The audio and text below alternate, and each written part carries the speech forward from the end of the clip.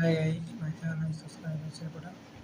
तो स्वागत है आपका थर्ड वीडियो में। ये cross section structure compact of the cancellous bones के बारे में कहते हैं। ओस्टियोसाइट्स यहाँ पर होता है लैमेलाई, कैनिकुलाई कहते हैं ओस्टियोन्स, और ये होता है आपका पेरियोस्टेनियम, होता है आपका ट्रेबेकुलर ऑफ स्पंजी बोन, फिर होता है ओस्टियोन कंपैक्ट बोन, फिर नीचे होता है वाल्कमैन कैनाल इसे कहते हैं हार्वेस्टिंग कैनाल। ये डायग्राम अगर आप दूरबीन से देखोगे तो हाइलेन कार्टिलेज के अंदर तीन पार्ट मिलेंगे आपको।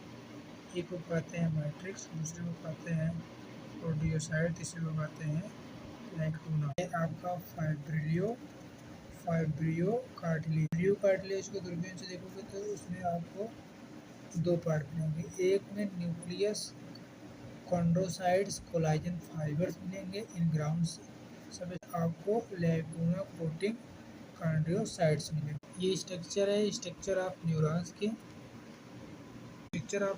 का है। ये बहुत सारे एग्जाम में पूछा जाता है। ये प्रोसेस का टर्म आपको याद करना है लिख के।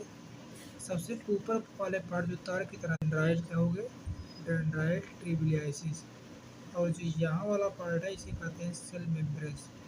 बीच वाले पार्ट को सेल बॉडी कहते हैं, और जस्ट इसके बीच में न्यूक्लियस को ऐसे भी पता है, न्यूक्लियस कंट्रोल करता है इस चीज़ को क्योंकि एक सेंटर पर है, और इसे कहते हैं आप नीजल बॉडी। इस पार्ट को कहते हैं न्यूरोफाइब्रिल एडक्टर मसल्स। एक्जांस पाए जाते हैं, इस पार्ट को एक्जांस कहते हैं। फिर एक्जांस के साइड में आपको न्यूक्लियस ऑफ स्वान सेल है जो जस्ट बगल। माइलिन सीथ जस्ट इसके रॉड का दिखा है इसके बगल। और इस पार्ट को हम नोड ऑफ रेनवियर कहते हैं। जैसे बांस में पोल्स होते हैं, एक पोल्स दो पोल्स, जस्ट उसी तरह इसमें नोड पाए। इस पार्ट को कहते हैं portions of axon cut out the indicator grade length. यहाँ पर ऑर्नो फायरिंग्स टर्मिनल ब्रांचेस एक्जॉन्स होते हैं।